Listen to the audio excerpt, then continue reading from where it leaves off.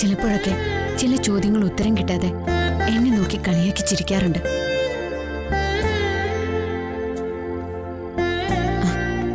അതിലൊന്ന് ദീമോൾ എന്റെ ആരാണെന്നുള്ള ചോദ്യം. ദീമോൾ എനിക്ക് കാലം സമ്മാനിച്ച തങ്കക്കനിയ. ഞാൻ പ്രസവിക്കാത്ത എന്റെ മോള്.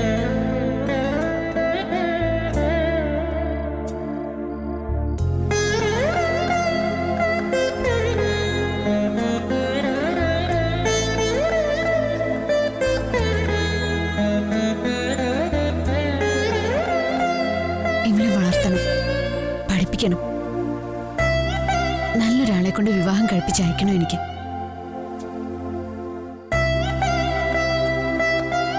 ഒന്നോർത്താ എന്റെ ജാതകദോഷം ദീമോളുടെ ഭാവിക്ക് നല്ലതാ. ഏതായാലും ജാതകദോഷമുള്ളൊരു പെണ്ണിനെ, പ്രത്യേകിച്ച് ഒരു കുട്ടിയുടെ ബാധ്യത കൂടി ഉള്ളപ്പോ ആരും കല്യാണം കഴിക്കാൻ വരില്ലല്ലോ. പ്രകാശേട്ടനും മനോജും കൂടി കുത്തുവാക്ക് പറഞ്ഞു പ്രതികരിക്കുന്നതിൽ എന്താ തെറ്റ്? അല്പസ്വല്പം സ്വാർത്ഥതയുണ്ടെങ്കിലും പ്രകാശേട്ടനും മനോജനും ഒരു കൂടപ്പിറപ്പ് കെട്ടുദോഷം തീരാതെ നിൽക്കുന്നതിന്റെ സങ്കടം കാണും. അതാ അവര് ദീമോളെ രാഗിക്ക് വിട്ടുകൊടുക്കാൻ പറയുന്നത്.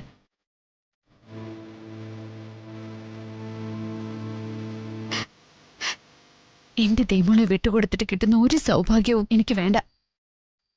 ഇതെന്റെ മോള.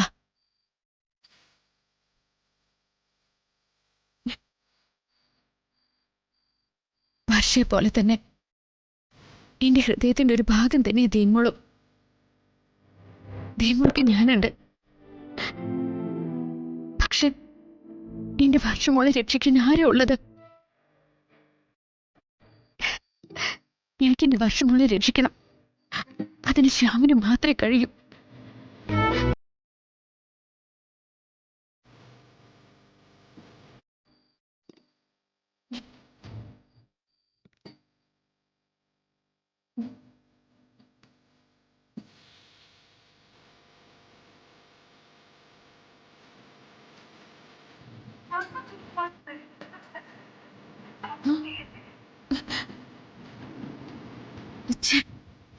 സ്വിച്ച് ഓഫ് ആണ്.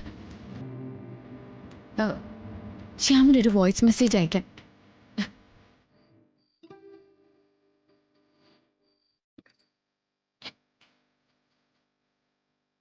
ശ്യാമേ, ഞാൻ വർഷയുടെ ചേച്ചിയാ, വന്ദന.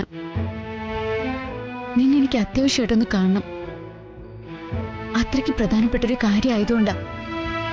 ഈ മെസ്സേജ് കേട്ട ഉടനെ നീ മറുപടി പറയണേ.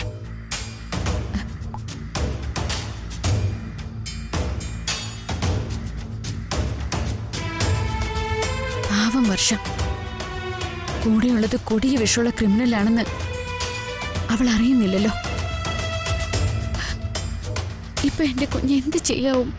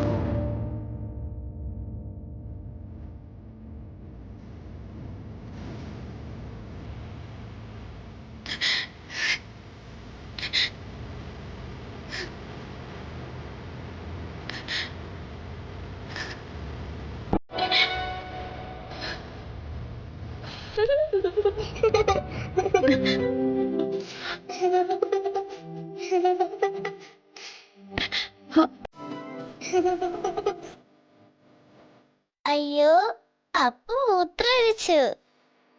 ഈ ഹരിതാന്റിന്റെ വായിക്കൊരു വൃത്തിയില്ലല്ലോ. ഹരിതയുടെ പിറക്കാത്ത കുഞ്ഞിനെ മോള് സ്വപ്നം കണ്ടു തുടങ്ങി.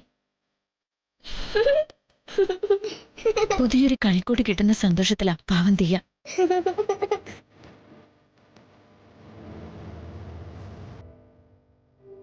ഇവിടെ ഇപ്പോ എല്ലാവർക്കും സന്തോഷം.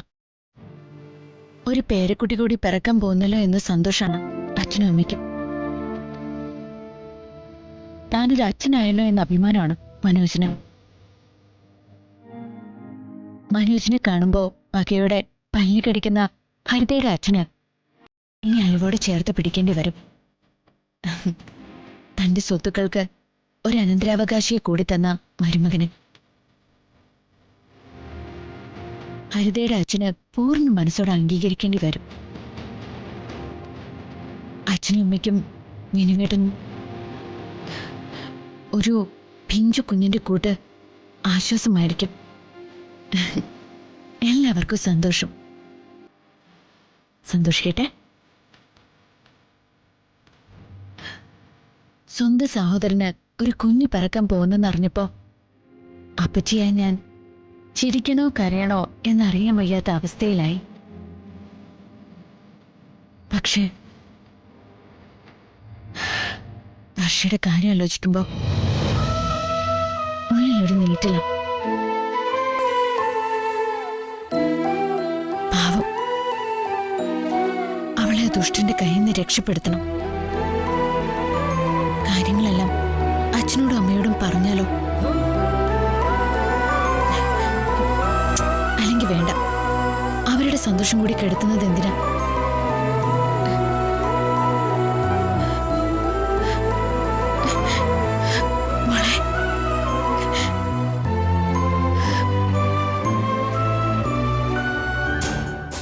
വന്നേ, ഇവിടെ വാ.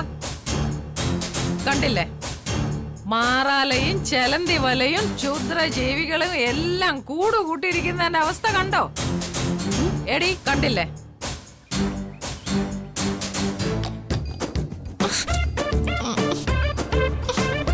അവിടെ അച്ഛമ്മേ, ദേ വരുന്ന ആരാന്ന് നോക്കിയേ.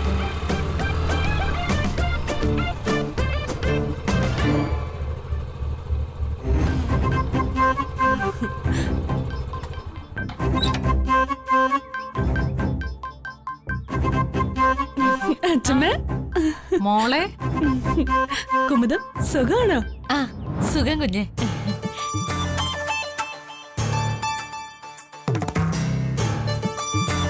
എന്താ മോളെ ഒരു മുന്നറിയിപ്പും ഇല്ലാതെ? എന്റെ വീട്ടിൽ വരുന്നതിന് മുന്നറിയിപ്പൊക്കെ വേണം അച്ഛമ്മ. എനിക്ക് അമ്മയൊന്ന് കാണണം, ഒരു വിശേഷം പറയാനുണ്ട്. അതെന്താ, അച്ഛമ്മയ്ക്ക് വിശേഷം കേട്ടൂടെ? അത് പറ്റില്ല, ആദ്യം കേൾക്കേണ്ടത് അമ്മ, പിന്നെ അച്ഛമ്മ കേട്ടാ മതി. ഈ പെണ്ണിന്റെ ഒരു കുറുമ്പ്.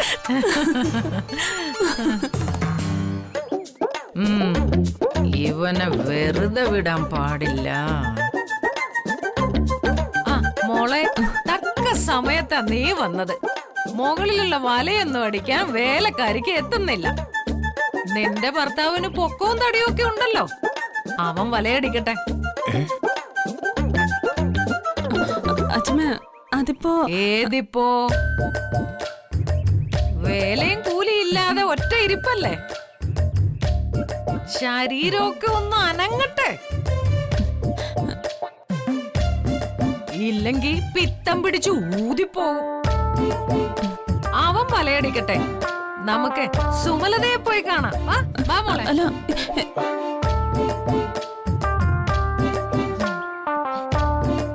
ഇന്നേട്ടാ വലയടിച്ച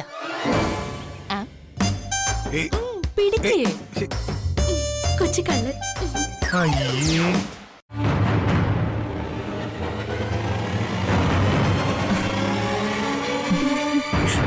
കൺഗ്രാറ്റുലേഷൻസ്. Thank you. അങ്ങനെ ഞാനും അനിയനും അമ്മാവന്മാരാവാൻ പോകുന്നു. അനിയ, നമുക്കിന്നൊന്ന് അടിച്ചു പൊളിക്കണം. പൊളിക്കാൻ ചേട്ടാ. അല്ല, ഹരിതയെ മാത്രം അഭിനന്ദിച്ചാ പോരല്ലോ, നായകനായ മനോജിനെ അഭിനന്ദിക്കണ്ടേ? അല്ല, മനോജ് എവിടെ? വന്നില്ലേ? ഞാനിവിടെ ഉണ്ടളിയാ. ആ അളിയ, കൺഗ്രാചുലേഷൻസ്. അല്ല, അളിയൻ എന്ത് ചെയ്യായിരുന്നു അവിടെ? ഞാൻ മാറാല അടിക്കുമായിരുന്നു. ബെസ്റ്റ്. ഒരു അച്ഛനാവാൻ പോകുന്ന ആളാണോ ഇങ്ങനെ മാറാലൊക്കെ അടിക്കുന്നത്? അല്ല, ഈ പണി ചെയ്യാൻ ആരാ പറഞ്ഞേ? അത്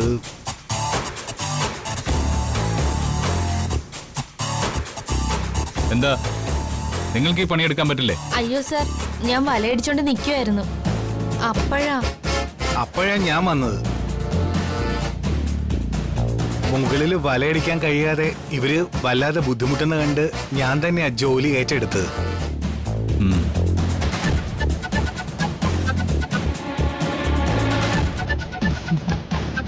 ഈ വീട്ടിൽ ഞങ്ങൾ വെറുത്തിരുന്ന ആള് തന്നെയാണ് ഏറ്റവും വലിയ സൗഭാഗ്യം കൊണ്ടു തന്നത്. കൺഗ്രാചുലേഷൻസ്.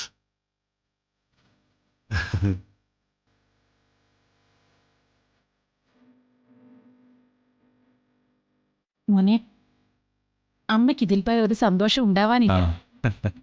ഈ വീട്ടിൽ നിന്നേ വിസവാ. ഗംഭീരമായ ഒരു സദ്യയാണ് ഞാൻ ഒരുക്കാൻ പോകുന്നത്. എല്ലാവർക്കും ഒപ്പം ഇരുന്ന് ഊണ് കഴിച്ചിട്ടേ പോകാവൂ. ശരിയമ്മേ, ഉച്ചയൂണ് മാത്രമല്ല രാത്രിയൂണും കഴിച്ചിട്ടേ ഞങ്ങൾ പോകുന്നുള്ളൂ, അല്ലേ ഹരിമോളെ?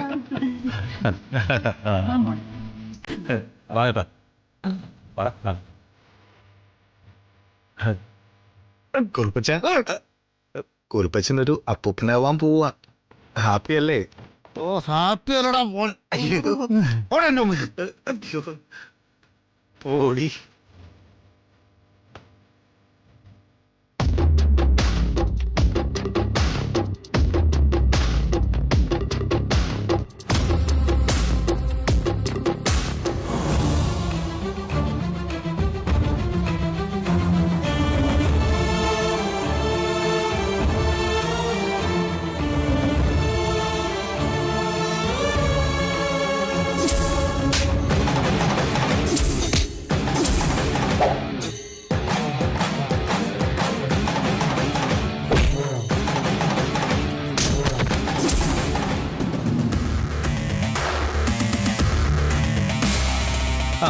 Good morning. Good morning sir. അല്ല, വക്കീലെത്തിയില്ലേ? വക്കീൽ സാർ അകത്തുണ്ട്. അല്ല, സാറ് പുതിയ കമ്പനി തുടങ്ങാൻ പോകുന്നു എന്നൊക്കെ പറയുന്നത് കേട്ടു. ശരിയാണ്. എന്റെ ഭാര്യയുടെ പേരിലാണ് പുതിയ കമ്പനി തുടങ്ങുന്നത്.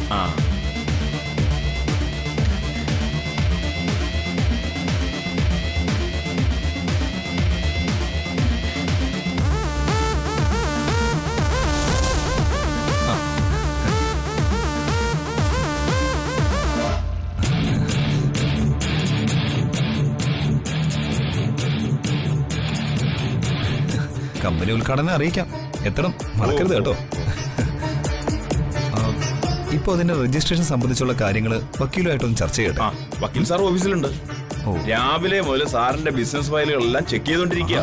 സാറ് എന്നാട്ടെ? ഓ, ശരി ശരി. വിക്രം ഇവിടെ ഏതായാലും കണ്ണിപ്പെടണ്ട.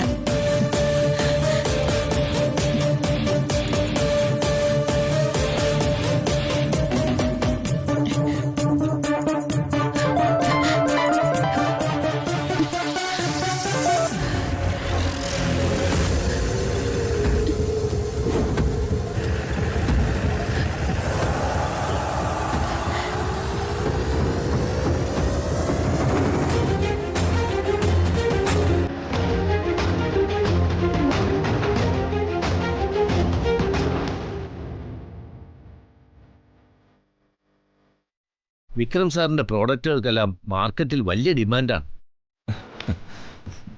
എങ്ങും പ്രോഡക്റ്റുകൾ വിറ്റഴിയാതെ ബാക്കിയാവുന്നില്ല. ആ നിലയ്ക്ക് പുതിയൊരു കമ്പനി തുടങ്ങുന്നതും പുതിയ പുതിയ പ്രോഡക്റ്റുകൾ വിപണിയിലെത്തുന്നതും വൈദ്യശാസ്ത്ര രംഗത്ത് വലിയ ആശ്വാസമാണ്.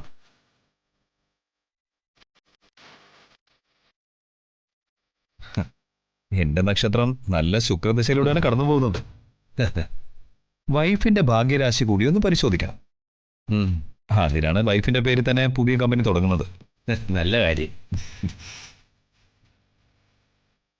2 കമ്പനികൾക്ക് 2 മാനേജർ അഡ്രസ് ഉണ്ടാവണം.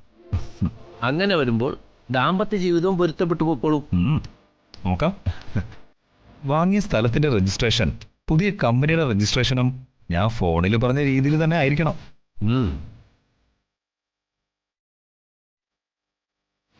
ഒന്നിനും ഞാൻ നേരിട്ട് വരുന്നില്ല. എല്ലാം വക്കീല് വേണ്ട രീതിയിൽ ചെയ്തോണം. വിക്രം സാർ ഇങ്ങോട്ട് വരേണ്ട കാര്യമേ ഇല്ലായിരുന്നു. ഞാൻ എല്ലാം ഡ്രാഫ്റ്റ് ചെയ്ത് മെയിൽ അയക്കുമായിരുന്നു. വന്ദന,